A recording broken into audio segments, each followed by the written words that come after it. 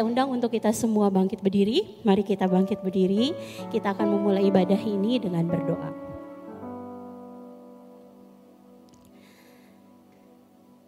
Pertolongan bagi kita dalam ibadah yang kudus ini datang dari Tuhan Allah yang menciptakan langit, bumi, dan segala isinya. Ia setia memelihara ciptaannya dan tidak pernah meninggalkan perbuatan tangannya dari selama-lamanya sampai selama-lamanya. Bapa yang baik, kami sungguh mengucap syukur.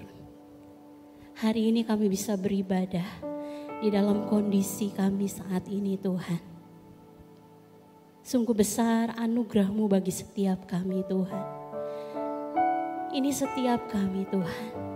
Ini anak-anak-Mu Tuhan. Kami datang ke hadapan-Mu, kami datang ke hadirat-Mu Tuhan. Membawa ucapan syukur kami kepadamu. Membawa korban kami kepadamu Tuhan. Kami serahkan ibadah pagi hari ini dalam tangan kasih-Mu Tuhan. Biar Allah berkati seluruh rangkaian ibadah pada pagi hari ini Tuhan. Dan kami percaya Tuhan, Kau hadir, Kau ada di antara kami. Dan juga Tuhan kami berdoa untuk saudara-saudara kami yang masih ada dalam perjalanan. Biar malaikat Allah juga yang menghentarkan mereka, menyampaikan mereka di tempat ini dengan selamat dan tidak kurang suatu apapun.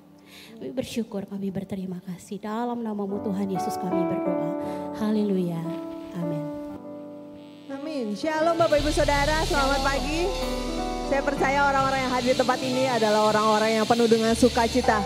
Karena kita tahu kita punya Allah yang luar biasa. Dia Allah yang perkasa, Dia Allah yang penuh kuasa. Amin saudara. Amin. Namanya penuh kuasa. Come on. Yes.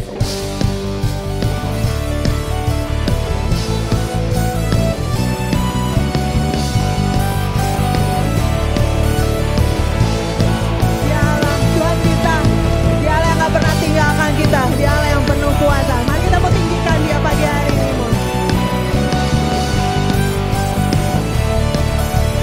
Katakan namanya Tuhanku, menara yang teguh, kota benteng perlindunganku, Allah yang perkasa, Dia Bapa yang kekal, gunung batu keselamatanku.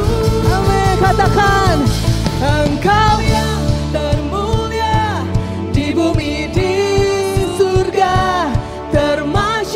perkasa selamanya. Engkau yang berkuasa di dalam segala hal ada. Dalam nama Yesus. Amin. Ada kuasa di dalam namanya. Mari katakan namanya menara yang teguh. Amin. Kota benteng perlindunganku, Kau Allah yang perkasa. Amin. Dia Bapa yang kekal, gunung batu keselamatanku. Katakan Engkau yang termulia di bumi di surga, termasyhur perkasa selamanya. Engkau yang berkuasa di dalam segala hal, ada kuasa dalam nama Yesusku. Amin. Namanya di atas segala nama, namanya berkuasa dan namanya adalah Tuhan. Amin saudara. Amin. Mari kita mengatakan nama di atas segala nama. Dua kasih. Nama di atas segala nama. Amin. Nama yang telah membebaskanku. Katakan dengan iman. Oh, segala kuasa tunduk pada nama itu. Yesus Tuhan segala Tuhan.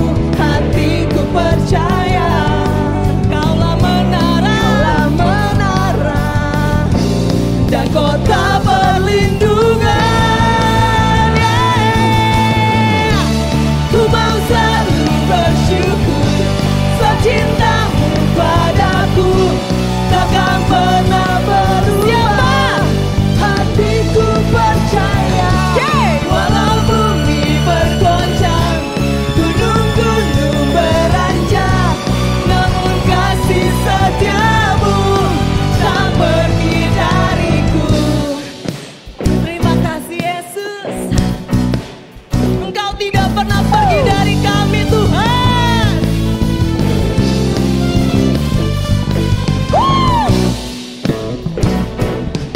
Terima kasih.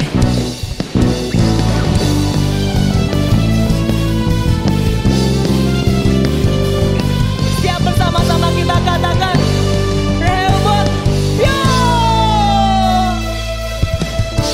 Ku mau selalu bersyukur. Gak ada suaranya. Mana?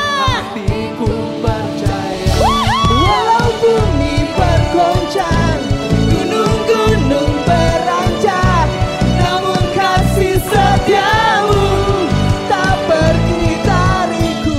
Ready? Ku mau selalu bersyukur, cintamu padaku takkan pernah berubah. Hatiku percaya, walau bumi bergoncang, gunung-gunung beranjak, namun kasih setiamu. Sekali lagi katakan Tuhan, ku mau selalu bersyukur, cintamu padaku takkan pernah berubah. Hatiku percaya, walau bumi bergoncang, gunung-gunung beranjak, namun kasih setiamu tak pergi dariku. Kasih setiamu tak pergi dariku. Dengan iman katakan, kasih setiamu tak pergi dariku.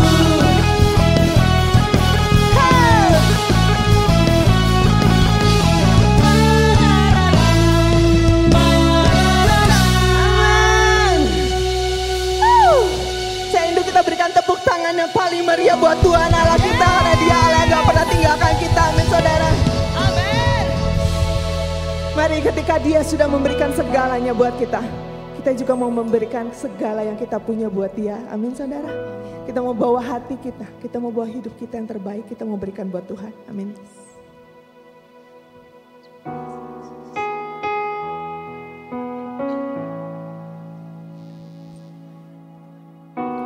Kami mau datang Tuhan, kami mau bawa rasa syukur kami,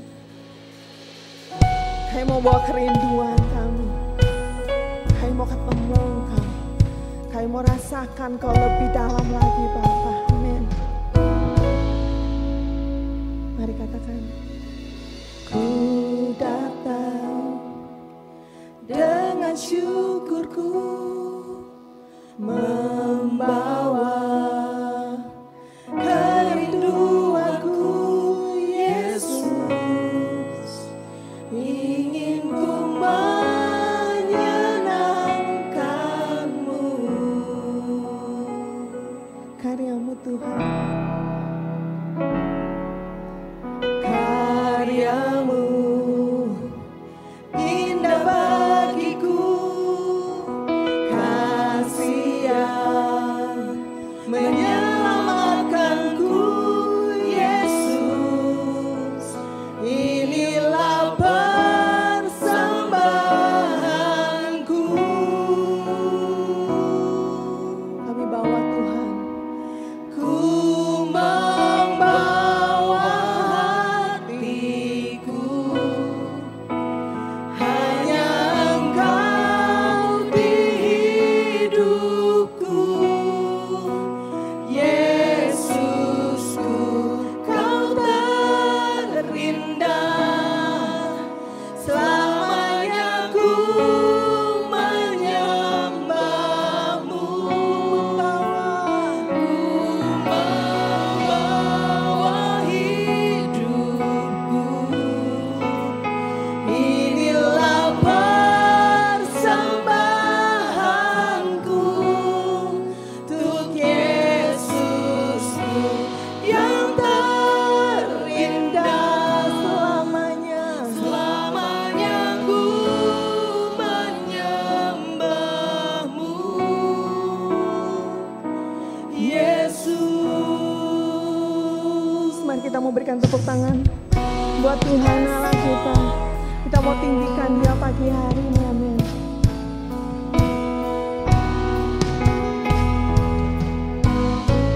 Ku datang Tuhan, ku datang dengan syukurku, membawa kerinduanku. Yesus, ingin ku menyenangkan-Mu. Karya-Mu Tuhan, karya-Mu indah bagiku. Kasih yang menyelamatkanku. Yesus, inilah persembahanku.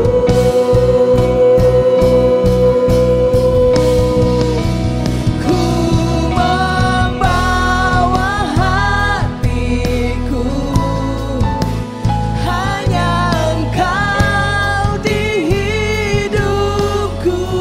Yesusku, Kau terindah selamanya.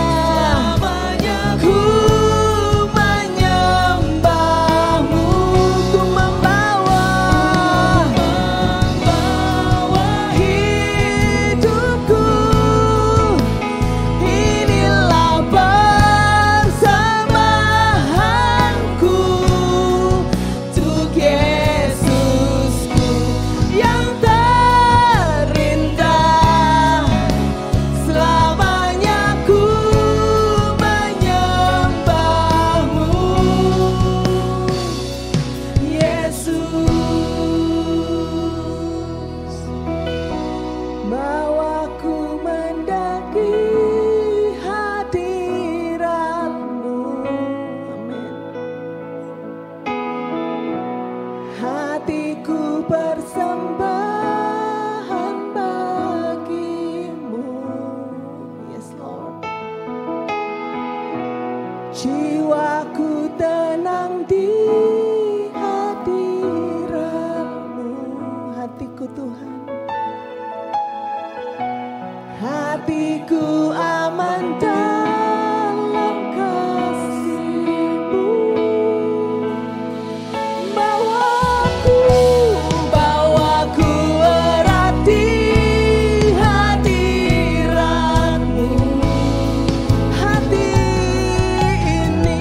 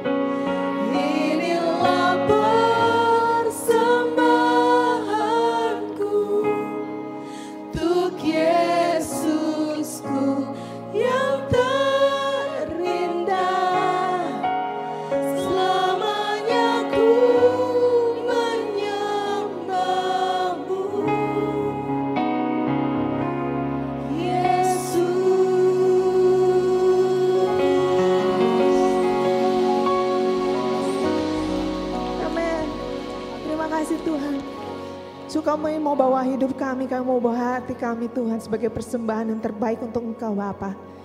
Terima kasih Tuhan. Kalau sebentar kami akan memberikan persembahan, mari Allah mau berikan hikmat buat kami supaya kami bisa memberikan yang terbaik Tuhan. Karena Engkau sudah memberikan yang terbaik buat hidup kami Bapa. Terima kasih Tuhan, kami mau serahkan semuanya ke dalam tangan-Mu. Dalam nama Tuhan Yesus kami sudah berdoa dan mengucap syukur. Amin. Silakan duduk, silakan memberi.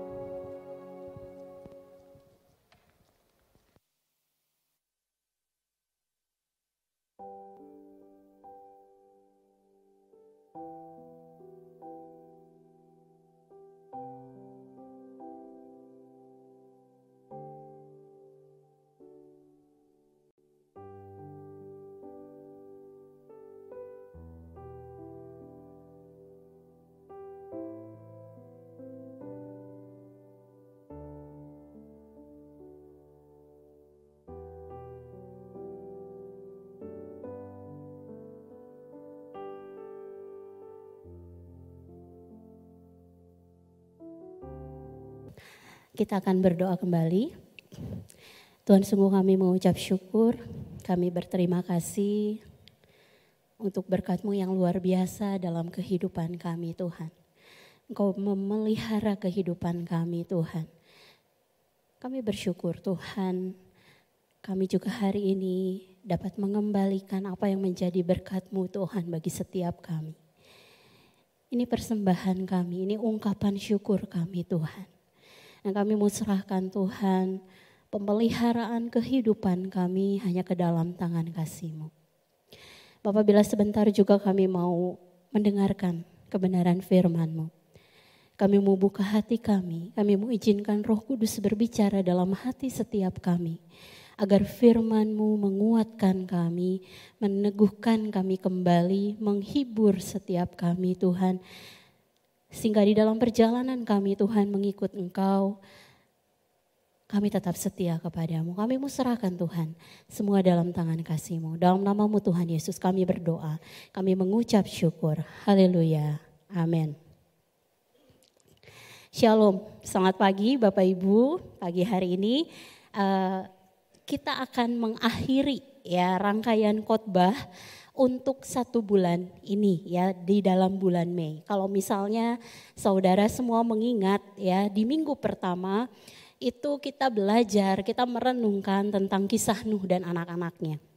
Dalam minggu yang kedua kita melihat bagaimana daftar bangsa-bangsa dari keturunan Nuh ini, Sem, Ham dan Yafet ini memberikan satu pembelajaran yang berharga dalam kehidupan kita, ya dalam kehidupan rohani kita. Dan di minggu yang ketiga ya minggu yang lalu kalau kita mengingat kembali kita telah merenungkan bagaimana seorang yang lahir baru, seorang Kristen itu bertumbuh menjadi serupa dengan Kristus ya. Dan dalam minggu yang terakhir ini di dalam bulan Mei ya kisah masih diambil dari Perjanjian Lama. Ya lanjutan dari minggu-minggu yang lalu, kecuali mungkin minggu yang ketiga ya. Bapak Ibu Saudara itu diambil dari Perjanjian Baru. Kita melihat ada Kejadian 11 ayat 1 sampai 9 ya. Saya beri judul ini Consequences of Sins ya atau konsekuensi dosa. Kalau lihat judulnya mungkin kayak agak ngeri-ngeri sedap ya Bapak Ibu Saudara ya. Maksud saya konsekuensi of sins. Kita akan melihat bagaimana penulis di dalam kitab Kejadian menuliskan ini terutama di bagian perikop Kejadian 11 ayat 1 sampai 9 ya. Nah Bapak Ibu Saudara ini saya sudah bikinkan gambar, tolong terus gambarnya ditayangkan ya.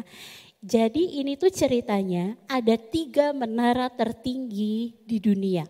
Ya, jadi saya lihat ini di Google Bapak Ibu Saudara. Tapi ini adalah contoh bangunan-bangunan ini disebut sebagai menara tertinggi. Ya, menara yang pertama itu adalah Menara Sky Tree Tokyo. Ya, kalau saudara search di Google ini gambarnya banyak sekali. Ya, ini keindahannya dan tingginya ini sampai 739 meter, sangat tinggi sekali. Ya, kemudian menara yang kedua yang digolongkan sebagai menara yang tertinggi itu adalah Menara Canton. Ya, tingginya dia tuh sampai 700 meter. Keindahannya itu adalah warna-warni yang disajikan, terutama ketika dia malam hari. Ya, kalau Bapak Ibu Saudara bisa search ya, mungkin di Google, itu di danau bawahnya itu terlihat pantulan dari warna-warni yang indah, dan itu membuat menara ini menjadi menara yang begitu menarik. Ya, kemudian yang ketiga sebagai menara yang tertinggi juga, ini adalah menara radio di Beijing. Ya, menara radio di Beijing ini tingginya ini 653,3 meter. Ya, ini salah satu menara radio yang tertinggi.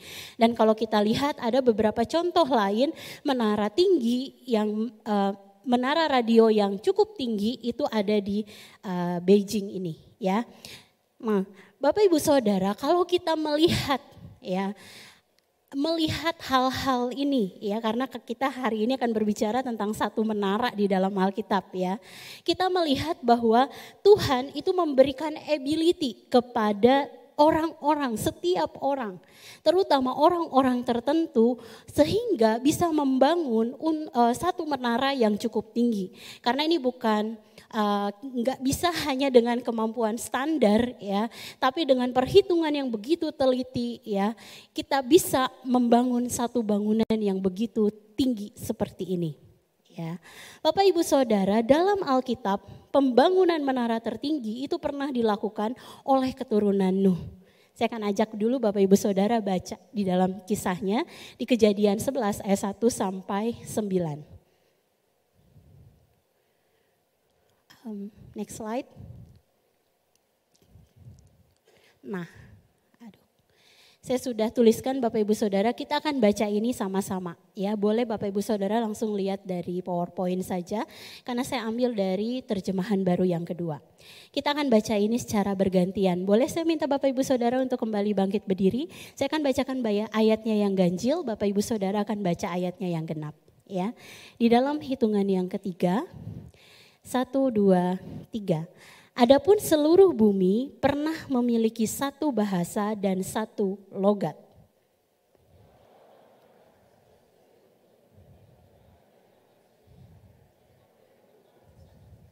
Mereka berkata seorang kepada yang lain, marilah kita membuat batu bata dan membakarnya baik-baik. Lalu bata itu mereka pakai.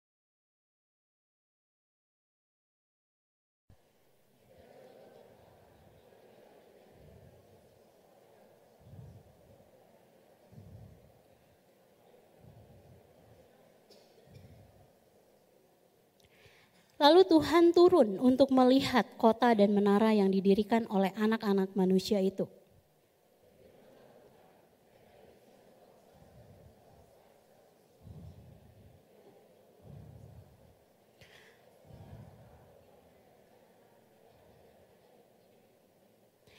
Baiklah kita turun dan mengacau balaukan bahasa mereka di sana sehingga mereka tidak dapat lagi saling mengerti bahasa mereka.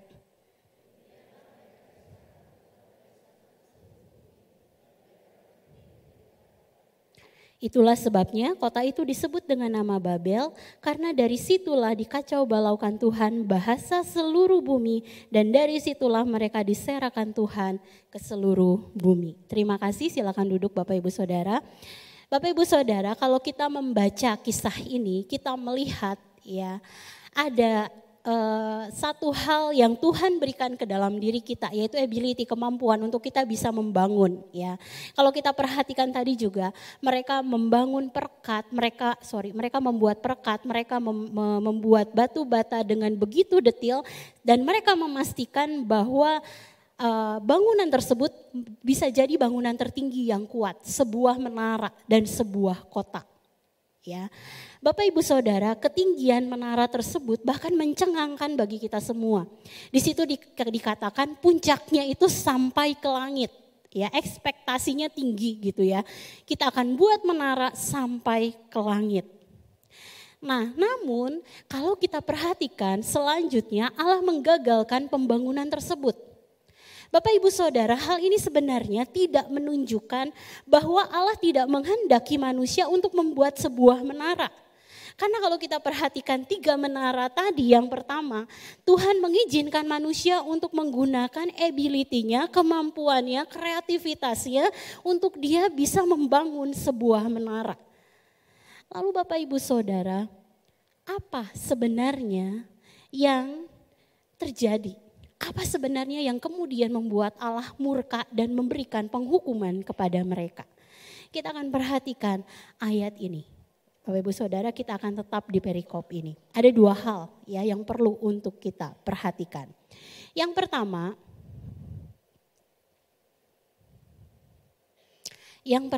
itu saya beri judul itu adalah The Sin. Karena di dalam ayat 1-4 kita akan melihat tindakan manusia yang kemudian membuat Allah murka. Bapak Ibu Saudara, saya sudah tuliskan di depan, kisah Menara Babel itu sebenarnya adalah kisah dari keturunan Nuh yang semakin banyak jumlahnya.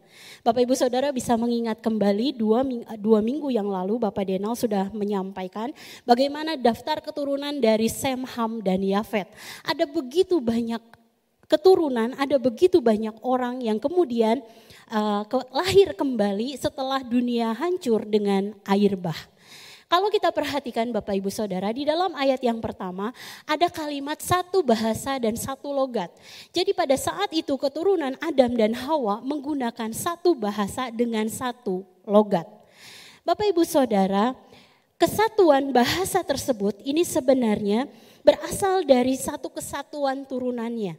Jadi mereka ini berasal dari 1 pasangan yaitu Adam dan Hawa. Kita bisa lihat ini dalam Kejadian 2 ayat 22.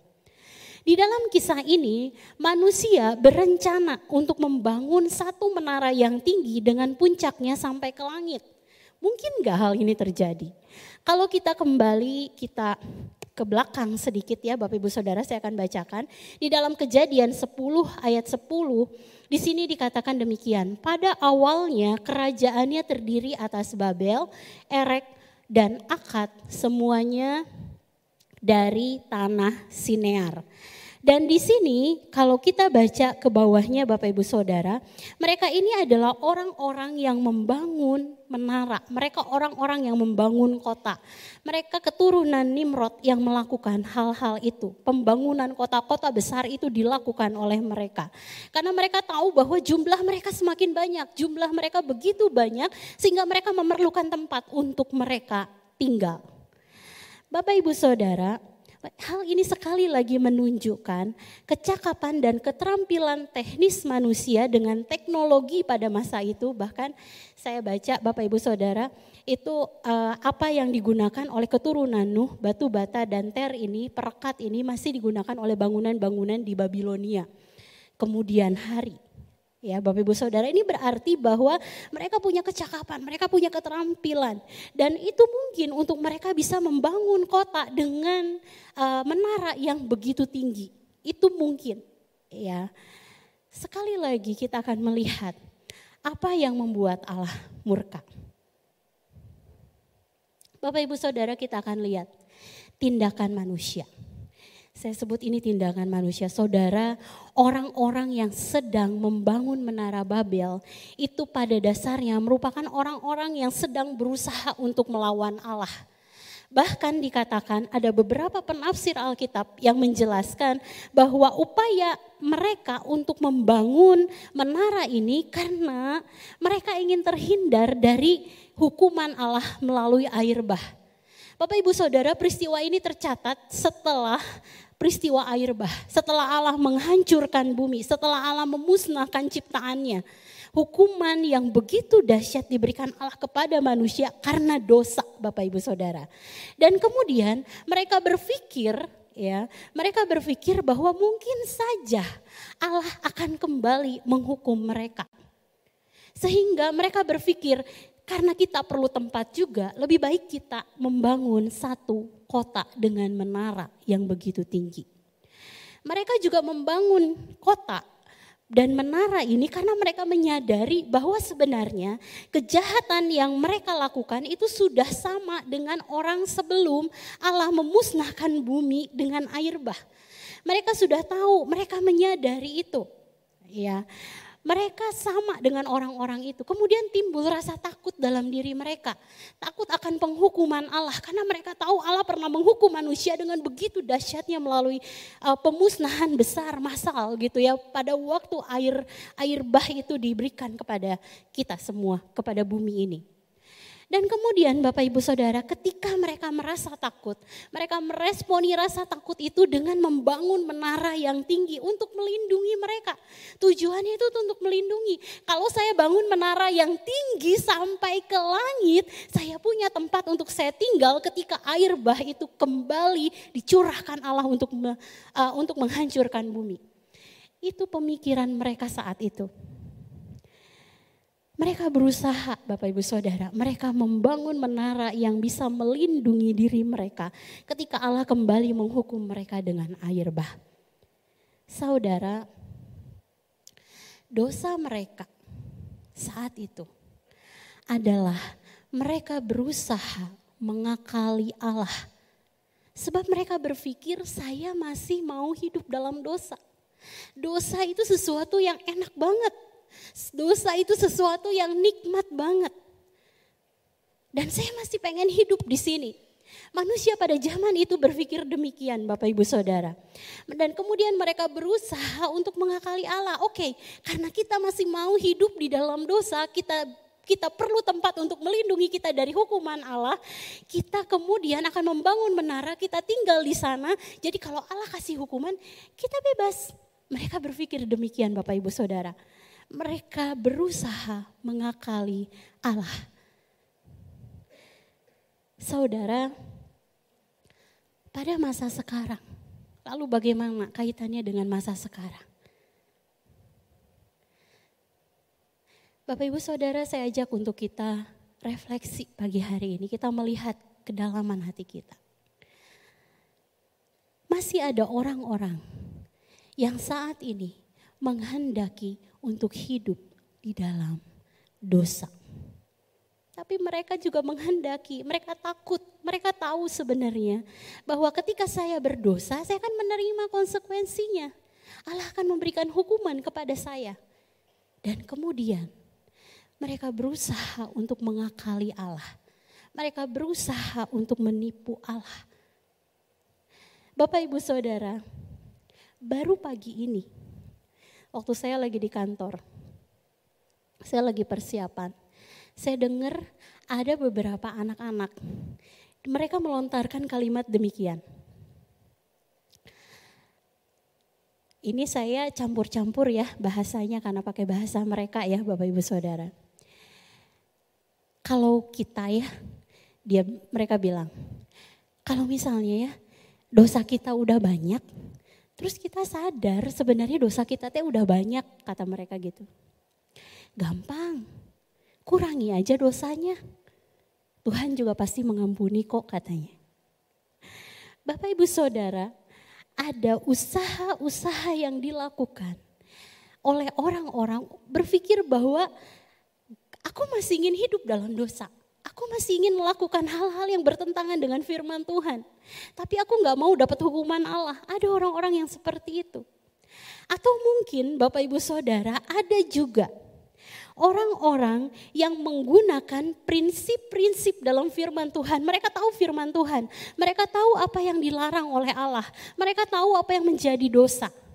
Tetapi kemudian karena dirinya masih menginginkan untuk hidup dalam dosa, mereka berusaha untuk mengaburkan kebenaran firman Tuhan. Mereka berusaha justru untuk membuat firman Tuhan standarnya tidak seperti itu, tetapi membuat mereka nyaman dan akhirnya it's okay. Gak apa-apa hidup dalam dosa. Gak apa-apa menikmati dosa. It's okay, Tuhan juga nanti pasti akan ampuni kok. Bapak Ibu Saudara, bisa juga mungkin timbul pemikiran, ada gagasan-gagasan misalnya tentang bahwa semua agama itu menyembah Tuhan yang sama. Dari dulu Bapak Ibu Saudara, waktu saya kecil saya selalu dengar ini, agama itu sama kok. betul. Samanya dalam hal apa? Mengajarkan kebaikan, oke. Tapi tidak dilanjutkan dengan kalimat bahwa keselamatan hanya bisa diperoleh dalam satu nama, yaitu Yesus Kristus. Itu gak pernah saya dengar waktu saya kecil. Dan menganggap bahwa it's okay, mau kamu agama apapun gak apa-apa kok, sama kok gitu. Sehingga banyak orang yang berpikir saya agama apapun bisa selamat. Padahal kita tahu bahwa keselamatan hanya bisa diperoleh dari Kristus saja. Atau kemudian Bapak Ibu, ketika prinsip-prinsip dalam firman Tuhan sengaja dikaburkan untuk membenarkan perbuatan dosa, sehingga banyak bermunculan, gak apa-apa pernikahan beda agama gak apa-apa. It's okay gak apa-apa. Padahal kita tahu firman Tuhan dengan jelas-jelas melarang hal tersebut. Bapak Ibu Saudara, apakah saat ini Bapak Ibu Saudara di dalam hati kita, di dalam diri kita ada keinginan untuk menipu Allah. Ada keinginan untuk mengakali Allah. Ada keinginan dalam diri kita untuk membenarkan perbuatan dosa yang kita kerjakan. Bahkan perbuatan tersebut sudah menjadi sebuah tindakan. Bapak Ibu Saudara, kalau pagi hari ini kita menyadari masih ada seperti itu di dalam diri kita. Masih ada keinginan untuk melakukan dosa, masih ada keinginan untuk hidup di dalam dosa. Masih ada keinginan untuk bermain-main dengan dosa, membenarkan semua perbuatan dosa kita. Datang kepada Allah. Bapak Ibu Saudara, minta ampun dan memohon kepada Allah agar Dia menolong kita untuk membebaskan kita. Melepaskan kita dari keinginan untuk berbuat dosa. Lalu yang kedua Bapak Ibu Saudara, saya beri judul The Punishment, hukuman itu. Ayat 5 sampai ayatnya yang ke-9.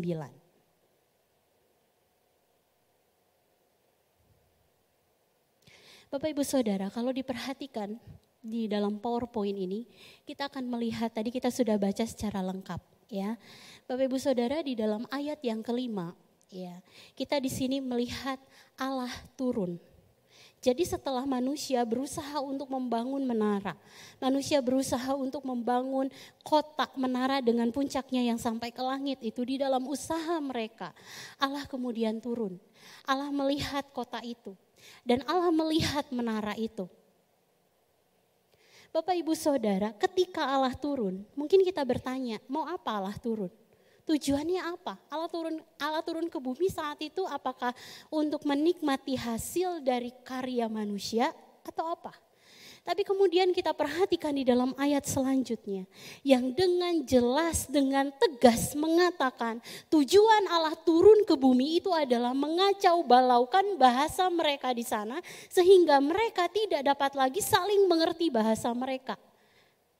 Allah memberikan penghukuman kepada mereka. Bapak Ibu Saudara, Allah memberikan penghukuman dengan membuat mereka saling tidak mengerti. Kalau kita sekarang ya Bapak Ibu Saudara, bayangkan kita orang yang hidup bersama di tanah Sunda ini gitu ya Bapak Ibu Saudara, tanah Pasundan ini gitu. Bahasa yang kita gunakan bahasa Indonesia, bahasa Sunda gitu kan. Coba tiba-tiba Bapak Ibu Saudara kita dapat bahasa baru dan enggak ngerti ini ngomong apa gitu ya. Atau mungkin misalnya Bapak Ibu Saudara bayangkan ya, ketika kita pergi, kita orang Sunda, pergi ke Papua gitu ya. Pergi jauh ke sana dan bertemu dengan orang-orang yang punya bahasa yang berbeda dengan kita. Mungkin ada ketidakmengertian seperti itu.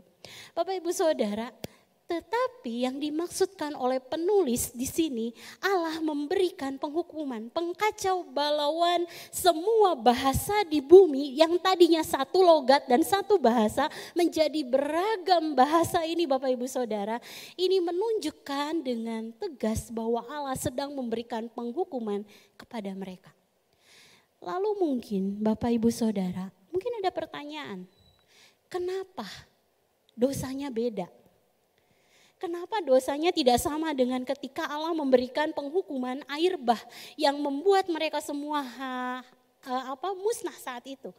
Kenapa Allah hanya memberikan bahasa yang dikacau balaukan saat itu? Kalau kita perhatikan ya Bapak Ibu Saudara, saya sudah tulis di depan, kedua hal ini tidak menunjukkan bahwa Allah sedang bertoleransi dengan dosa. Enggak, Allah sedang menurunkan standarnya tentang penghukuman. Bukan seperti itu Bapak Ibu Saudara. Yang dimaksudkan kalau kita melihat perbedaan ini menunjukkan bahwa Allah sedang memberikan tindakan tegas terhadap manusia berdosa, yaitu penghukuman atas kita. Bapak Ibu Saudara, Allah menunjukkan tindakan yang tegas. Dia sedang menghukum. Menara Babel berbicara tentang consequences of sins. Konsekuensi dari dosa. Menara Babel berbicara tentang jika kita melakukan dosa, kita akan menerima konsekuensinya. Menara Babel berbicara tentang tindakan Allah yang tegas atas dosa. Saudara, dosa itu akan ada konsekuensinya. Ada dua konsekuensi Bapak Ibu Saudara. Konsekuensi dosa yang kita terima itu adalah secara langsung, bisa secara langsung dan juga bisa secara tidak langsung. Konsekuensi secara langsung misalnya Bapak Ibu Saudara, kita tahu semua ketika kita berdosa, kita hidup di dalam dosa, maka yang terjadi itu adalah rusaknya hubungan antara Allah dan manusia. Itu sudah pasti terjadi. Ketika kita berdosa, hubungan kita dengan Allah akan rusak. Kita tidak dapat lagi bersekutu dengan Allah. Kita tidak dapat lagi datang kepada Allah dengan hati yang penuh sukacita. Karena ada beban di dalam diri kita. Karena kita menyadari bahwa kita berdosa. Bapak Ibu Saudara, bahkan Paulus di dalam Roma 6 ayat 23 mengatakan bahwa upah dosa adalah maut. Konsekuensi langsung. Jika kita hidup dalam dosa, tidak bertobat atasnya, maka yang terjadi adalah maut menanti kita. Yang terjadi itu adalah bahkan kita menjadi seseorang yang hilang dalam keselamatan. Kita hilang dalam keselamatan Allah. Kita hilang di dalam anugerah Allah yang begitu besar. Itu konsekuensi secara langsung. Konsekuensi yang kedua itu adalah konsekuensi secara tidak langsung. Misalnya Bapak Ibu Saudara, ketika kita dinasehati, ya mungkin waktu kecil, ketika kita dinasehati, kaca itu tebal gitu ya, dan kaca ini kalau kamu nabrak kaca ini gitu ya, kamu pasti akan merasa sakit. Jadi kamu jangan tabrak ya kaca ini gitu ya. Atau misalnya seringkali saya dengar keponakan saya, jangan pegang gunting, jangan pegang pisau, gak boleh main-main kayak gitu tuh gak boleh. Itu nanti bahaya buat kamu. Misalnya Bapak Ibu Saudara, ketika kita dikasih tahu jangan nabrak kaca, tetapi kemudian dengan sadar kita langgar hukum tersebut, kita langgar perintah tersebut dan kemudian kita tabrak kaca tersebut. Apa yang terjadi Bapak Ibu Saudara? Sakit enggak kepalanya? Sakit. Itu adalah konsekuensi, itu adalah akibat dari kita melanggar perintah tersebut. Kalau kita tuh udah dikasih tahu itu tuh enggak boleh. Kita tuh udah dikasih tahu itu tuh jangan, tapi kita tetap aja nabrak, kita tetap aja melawan. Demikian juga dengan dosa Bapak Ibu Saudara. Dosa adalah tindakan kita saat kita menabrak hukum-hukum Allah. Sehingga misalnya Bapak Ibu Saudara, kita datang kepada Allah, kita minta ampun kepada Allah, Tuhan ampuni, Tuhan pasti ampuni. Namun ada akibat yang kita terima. Bapak Ibu Saudara, contoh rumah tangga, sebuah rumah tangga. Kemudian tiba-tiba misalnya salah satu istri atau suami tiba-tiba berselingkuh. Kemudian itu sampai akibatnya itu adalah dia sampai misalnya misalnya sampai cerai, sampai pisah. Dampaknya itu bukan hanya untuk mereka, betul nggak Bapak Ibu Saudara? Dampaknya itu sampai siapa? Sampai ke anak-anak. Anak-anak akan merasakan trauma dan sakit, luka di dalam dirinya karena melihat orang tuanya tidak dapat bertahan dalam rumah tangga. Saling mengkhianati, saling menghancurkan satu dengan yang lain. Tapi kemudian orang itu bertobat. Kemudian orang itu datang kepada Tuhan. Masih ada akibatnya enggak Bapak Ibu Saudara? Ada. Itu konsekuensi tidak langsung dari dosa. Masih ada orang yang tersakiti dan perlu waktu untuk memaafkan. Ada orang yang terluka, ada orang yang mengalami trauma karena dikhianati. Dan itu memerlukan waktu untuk pulih dari semua itu. Bapak Ibu Saudara, dosa itu memiliki konsekuensi. Inilah yang hendak disampaikan oleh penulis kitab Kejadian di dalam perikop Menara Babel ini. Saudara, karena itu, mari kita hormati kasih karunia Allah dalam kehidupan kita. Dan jangan pernah Bapak Ibu Saudara menganggap bahwa ketika kita masih bisa hidup dalam dosa, kita dapat mengakali Allah, kita dapat terbebas dari hukumannya. Rasa takut dalam diri kita ketika kita menyadari bahwa Allah akan menghukum kita, rasa takut itu seharusnya membuat kita bertobat. Konsekuensi yang kita tahu atas dosa-dosa kita seharusnya membuat kita datang kepada Allah, berlutut, berdoa, meminta ampun. Dan minta kekuatan pada Allah. Karena kita tahu selama kita masih hidup dalam daging, mungkin kita akan menjadi lemah. Kita mungkin akan tergoda dengan sesuatu. Karena itu kita perlu Roh Kudus untuk menolong kita, menguatkan kita. Membantu kita untuk berjalan bersama Allah di dalam kekudusannya. Bapak Ibu Saudara, hati-hati. Hati-hati dengan dosa. Jangan main-main Bapak Ibu Saudara. Bahkan jangan terus-menerus hidup di dalam dosa. Sebab Allah membenci dosa dan akan menghukum mereka yang berdosa. Oleh karena itu bertobatlah. Minta kekuatan kepada Allah untuk dapat hidup dalam kekudusannya setiap saat. Bapak Ibu Saudara, saya ajak untuk kita semua tenang di hadapan Tuhan. Mari kita tutup mata kita. Boleh minta pemain musik WL dan singer untuk maju ke depan?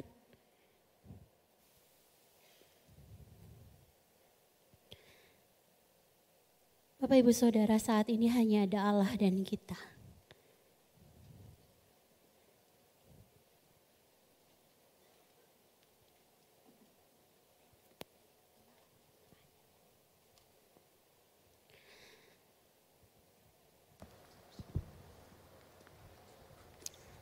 Dosa kan ada konsekuensinya. Mari saat ini buka hati kita. Izinkan Roh Kudus untuk masuk. Dan jika saat ini ada teguran yang kita rasakan dalam hati kita, ada kegelisahan dalam hati kita tentang sesuatu, tentang satu tindakan yang kita kerjakan, saudara jangan tolak itu. Datang kepada Tuhan dan bertobatlah.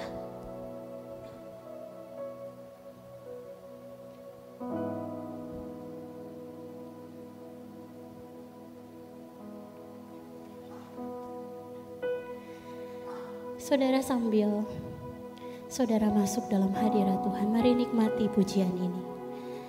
Mari nikmati lagu ini.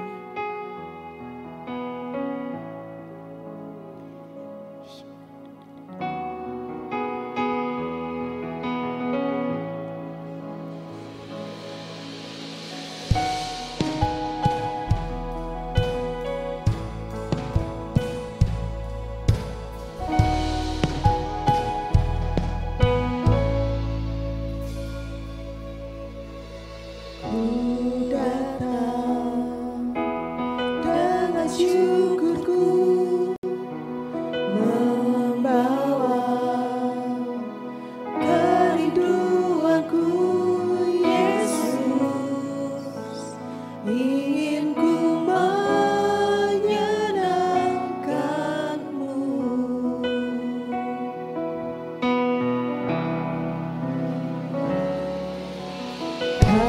cahayamu indah bagiku, kasih yang menyelamatkanku. Yesus, inilah persembahanku.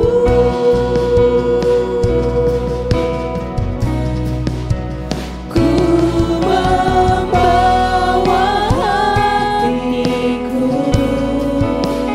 hanya Engkau di hidupku.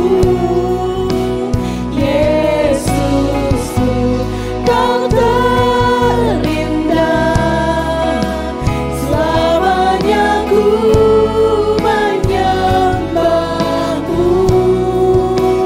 Ku membawa hidupku,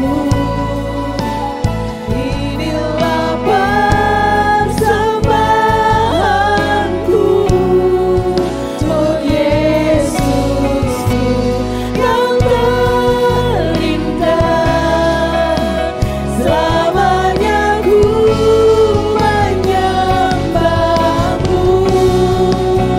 Ku membawa hatiku, hanya Engkau di hidupku.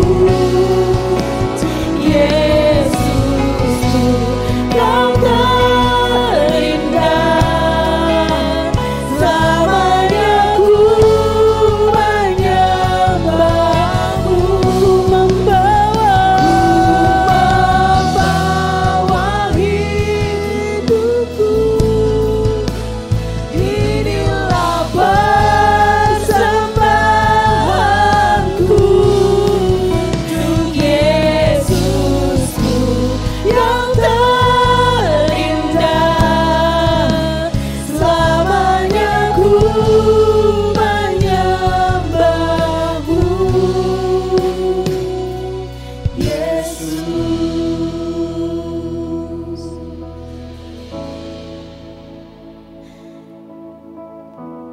Saudara, kita nggak mampu, kita nggak sanggup jika kita berjuang sendiri melawan godaan dan tipu muslihat. Bahkan keinginan-keinginan yang muncul dalam diri kita. Karenanya kita perlu satu pribadi, kita perlu Roh Kudus menolong setiap kita. Kita perlu Allah menolong kita. Jadilah tunduk dan taat kepada Allah. Jangan lagi bermain-main dengan dosa. Setiap dosa akan ada hukumannya. Datang kepada Allah selama ada kesempatan, datang kepada Allah, bertobat, meminta ampun kepada Allah. Hiduplah dalam anugerahnya dan berjuanglah, usahakanlah, kerjakanlah keselamatanmu. Tuhan, ini setiap kami, Tuhan. Anak-anak-Mu datang kepadamu, Tuhan. Ampuni dosa dan kesalahan kami, Tuhan. Kami datang kepadamu membawa segala kelemahan dan ketidakberdayaan kami, Tuhan. Bahkan di dalam kekuatan yang kami rasa kami miliki, Tuhan. Kami selalu menemukan ada begitu banyak kecemaran, ada begitu banyak celah dalam diri kami, Tuhan. Kami mengizinkan dosa bertumbuh dalam diri kami, Tuhan. Bapa, kuatkan kami. Kuatkan kami, Tuhan. Kami gak mampu berjalan sendiri. Bahkan untuk melawan keinginan-keinginan dalam diri kami, Tuhan. Kami mau serahkan seluruh kami dan diri kami dalam tangan kasih. Ajar kami untuk kami menghormati kasih karunia Allah dalam hidup kami. Dan di dalam nama-Mu Tuhan Yesus, kami berdoa, kami mengucap syukur. Haleluya. Amin.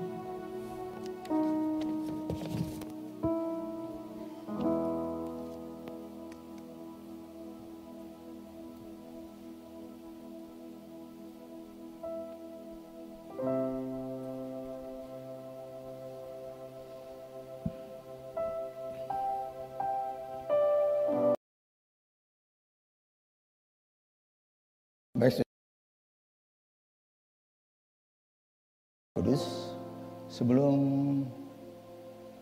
kita akan makan dan minum roti dan anggur, saya akan bacakan firman Tuhan untuk kita semua. Sebab apa yang telah kuteruskan kepadamu telah kuterima dari Tuhan, itu bahwa Tuhan Yesus pada malam waktu ia diserahkan mengambil roti, dan sesudah itu ia mengucap syukur atasnya. Ia memecah-mecahkannya dan berkata, inilah tubuhku yang diserahkan bagi kamu. Perbuatlah ini menjadi peringatan akan aku. Demikian juga ia mengambil cawan. Ini adalah perjanjian baru yang dimeteraikan oleh darahku. Perbuatlah ini setiap kali kamu meminumnya menjadi peringatan akan aku. Sebab setiap kali kamu makan roti ini dan minum cawan ini, kamu memberitakan kematian Tuhan sampai ia datang. Jadi barang siapa dengan cara yang tidak layak makan roti atau minum cawan Tuhan, ia berdosa terhadap tubuh dan darah Tuhan. Karena itu hendaklah tiap-tiap orang sesudah itu ia makan roti dan minum dari cawan itu. Karena barang siapa makan dan minum tanpa mengakui tubuh Tuhan, ia mendatangkan hukuman atas dirinya. Sebab itu banyak di antara kamu yang lemah dan sakit dan tidak sedikit yang meninggal. Kalau kita menguji diri kita sendiri, hukuman tidak menimpa kita. Tapi kalau kita menerima hukuman dari Tuhan, kita dididik supaya kita tidak akan dihukum bersama-sama dengan dunia. Saudara, firman Tuhan sudah dibacakan untuk kita semua.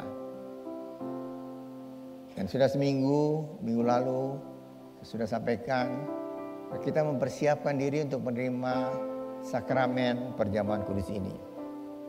Saudara, ini adalah satu bukti akan kasih karunia Tuhan yang begitu besar dalam kehidupan kita semua.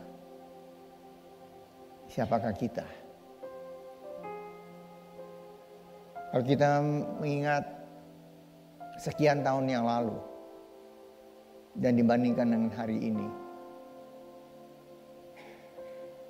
kita patut mengucap syukur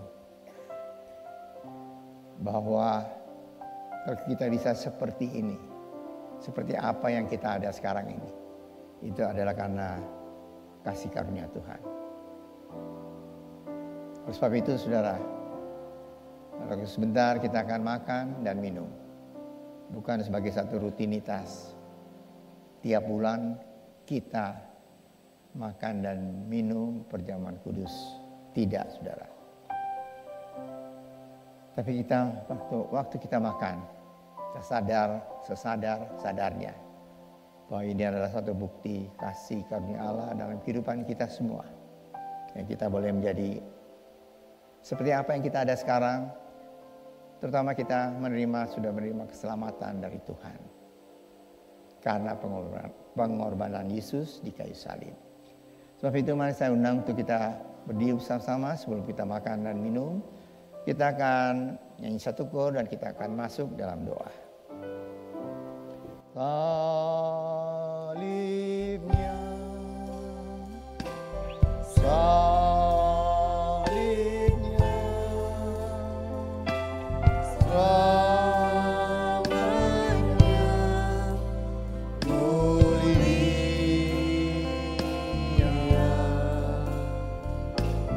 dosaku disucikan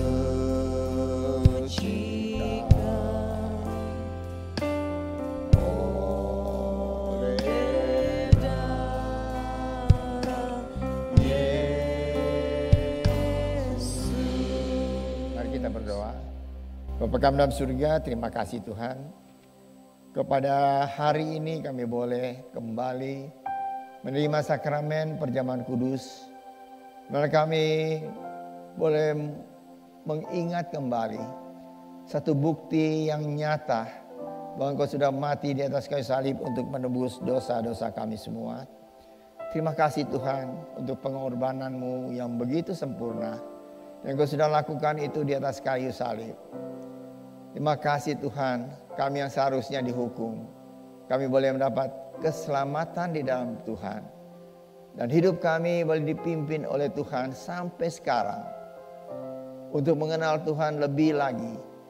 Sehingga iman kami boleh makin bertumbuh dalam Tuhan. Terima kasih Tuhan untuk berkat Tuhan. Saya percaya Tuhan, Engkau tidak pernah meninggalkan kami semua. Dan dengan perjamuan kudus ini, kami boleh makin Tuhan diingatkan akan kasih karunia Allah, anugerah Tuhan yang begitu besar dalam kehidupan kami semua. Terima kasih Bapa. Dalam nama Tuhan Yesus Kristus, kami sudah berdoa dan mengucap syukur. Amin. Saudara, angkat roti yang ada di tangan kanan saudara lebih tinggi dari hidup saudara. Roti adalah lambang dari tubuh Tuhan Yesus yang dipecah-pecahkan untuk kita. Tubuh Tuhan Yesus hancur di kayu salib. Ia menderita, ia dicemeti, dipukul, ia diludahi. Semuanya dia terima karena dia amat mengasihi saudara dan saya. Yesus yang tidak mengenal dosa telah dibuatnya menjadi dosa karena kita. Supaya di dalam Tuhan Yesus kita dibenarkan oleh Allah. Kita diselamatkan dan memperoleh hidup yang kekal. Dan oleh bilul-bilulnya segala penyakit kita telah disembuhkan. Dan ketika mereka sedang makan, Yesus mengambil roti, mengucap berkat atasnya, memecah-mecahkannya. Lalu memberikannya kepada murid-muridnya dan berkata, ambillah, makanlah, inilah tubuhku yang diserahkan bagi kamu. Perbuatlah ini menjadi peringatan akan daku. Bukankah roti yang kita pecah-pecahkan adalah persekutuan dengan tubuh Kristus? Marilah kita makan bersama-sama dalam nama Tuhan Yesus Kristus. Amin.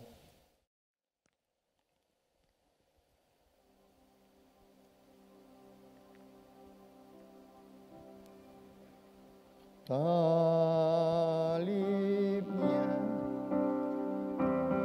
salibnya, selamanya mulia,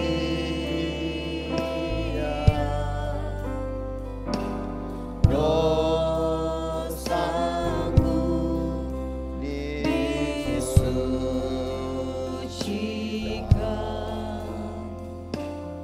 oleh darah Yesus. Mari saudara angkat cawan yang berisi anggur di tangan kanan saudara. Angkatlah lebih tinggi dari hidup saudara. Cawan anggur ini adalah lambang darah Yesus yang tercurah untuk menyucikan segala dosa kita. Bagaimanapun besar, berat, dan hitamnya dosa kita, darah Kristus menyucikan kita dari segala dosa. Dan jika kita mengaku dosa kita, maka Ia adalah setia dan adil dan akan mengampuni segala dosa kita, menyucikan kita dari segala kejahatan. Kita dibenarkan, kita dikuduskan dalam Kristus dan diangkat menjadi anaknya.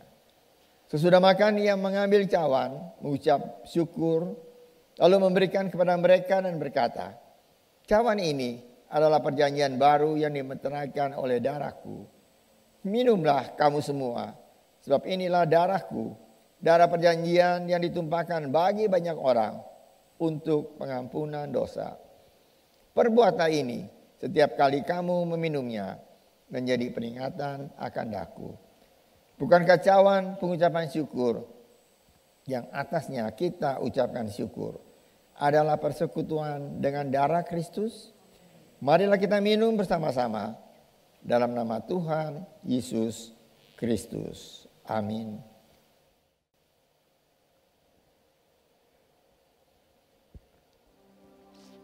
Salibnya,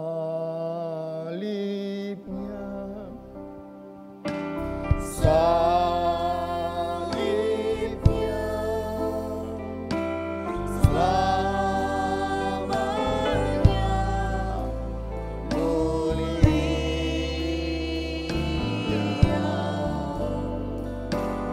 dosaku disucikan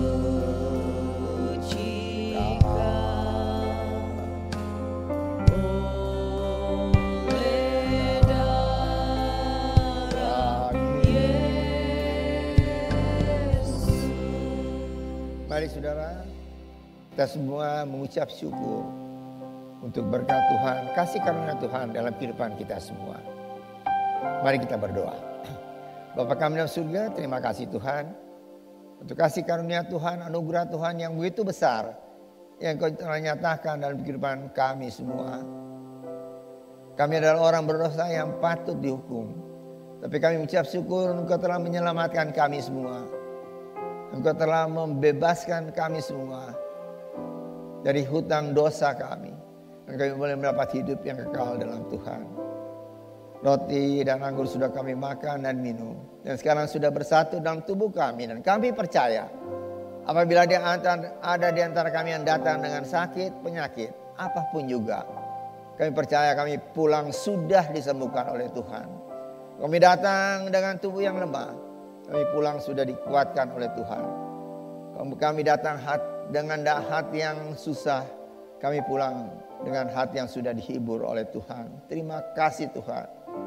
Bahwa Engkau adalah jawaban dari semua persoalan kami. Pergumulan kami semua. Terima kasih Bapa. Percaya Tuhan sudah mendengar doa kami dan ucapan syukur kami ini. Dalam nama Tuhan Yesus Kristus. Kami sudah berdoa dan mengucap syukur. Amin. Silakan duduk saudara.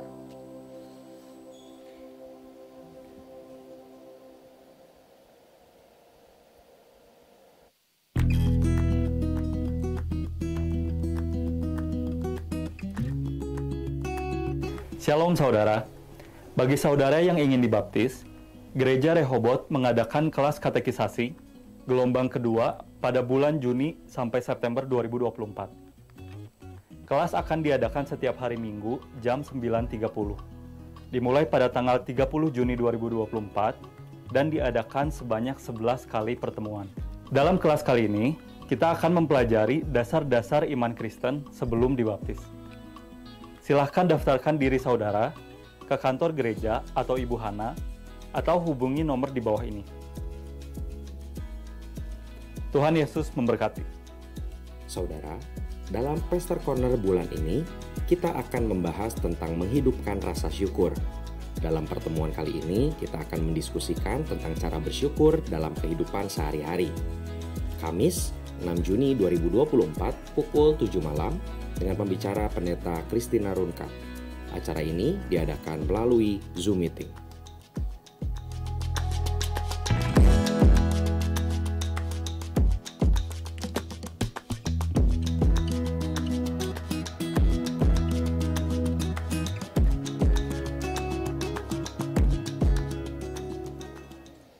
Ya, puji Tuhan kita sudah di pengumuman. Saudara, baptisan air akan diadakan seperti tadi sudah diumumkan. Itu tiap minggu dimulai 8:30 pagi. Tiap minggu ya, selama 11 kali. Dan bagi saudara yang mungkin masih belum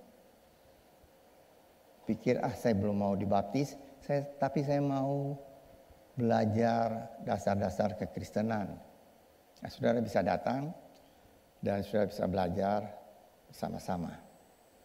Ya, saya kira itu, dan juga Pastor Corner yang sudah disebutkan itu akan diadakan pada Kamis pertama bulan depan. Mari saudara, kita akan tutup kita dengan doa. Saya undang kita berdiri bersama-sama. Kita akan masuk dalam doa. Mari kita berdoa. Bapa kami dalam surga, terima kasih Tuhan untuk berkat Tuhan bagi kami semua.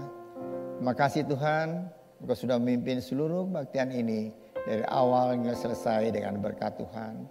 Kami sudah memuji Tuhan, menyembah Tuhan. Kami sudah mendengar isi hati Tuhan, pesan-pesan Tuhan bagi kami semua. Dan juga kami sudah bersekutu dengan Tuhan di dalam perjamuan kudus. Terima kasih Tuhan. Saya percaya kami tidak berjalan sendiri dalam dunia ini. Kau menyertai hidup kami semua. Kami tetap berdoa Tuhan. Kami percaya supaya semua jemaat yang hadir, yang mungkin hadir dengan pergumulan, dengan persoalan, dengan apapun juga sakit penyakit, kami percaya pulang kami sudah diubah oleh Tuhan. Kami sudah mendapat pertolongan dari Tuhan, mujizat dari Tuhan. dalam kehidupan kami semua. Kami minta berdoa untuk pemerintah kami dalam masa transisi untuk pemerintahan yang baru. Engkau tolong Tuhan supaya itu boleh terlaksana dengan tenang. Dan Tuhan, semuanya itu atas kehendak Tuhan. Terima kasih Bapa untuk berkat Tuhan. Kami akan masuk dalam minggu yang baru berjalan bersama dengan Tuhan. Kami percaya Engkau tidak pernah meninggalkan kami semua.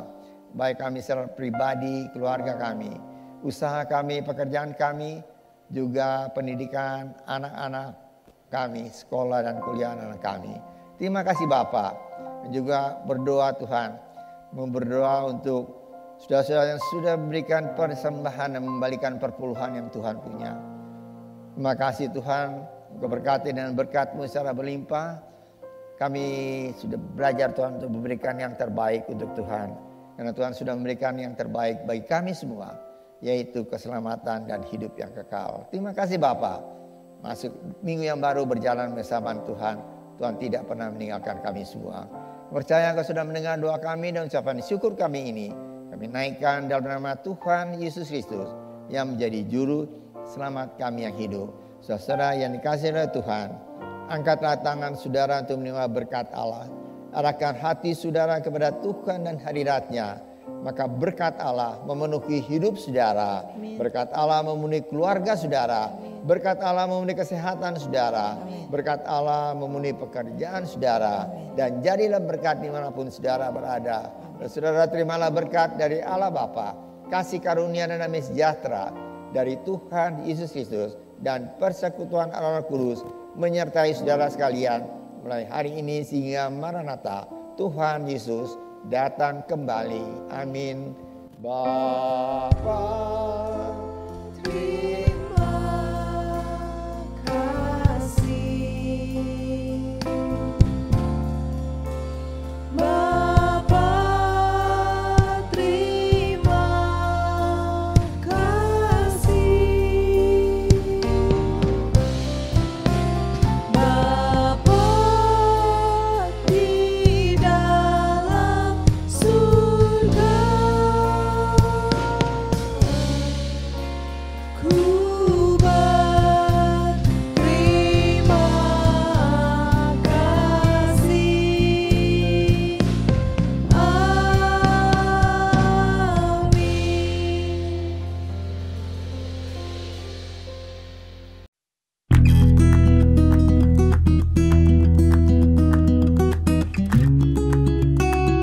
Shalom saudara. Bagi saudara yang ingin dibaptis, Gereja Rehoboth mengadakan kelas katekisasi gelombang kedua pada bulan Juni sampai September 2024. Kelas akan diadakan setiap hari Minggu jam 9.30. Dimulai pada tanggal 30 Juni 2024 dan diadakan sebanyak 11 kali pertemuan. Dalam kelas kali ini, kita akan mempelajari dasar-dasar iman Kristen sebelum dibaptis. Silahkan daftarkan diri saudara ke kantor gereja atau Ibu Hana, atau hubungi nomor di bawah ini. Tuhan Yesus memberkati. Saudara, dalam Pastor Corner bulan ini, kita akan membahas tentang menghidupkan rasa syukur. Dalam pertemuan kali ini, kita akan mendiskusikan tentang cara bersyukur dalam kehidupan sehari-hari. Kamis, 6 Juni 2024, pukul 7 malam, dengan pembicara Pendeta Christina Runka. Acara ini diadakan melalui Zoom Meeting.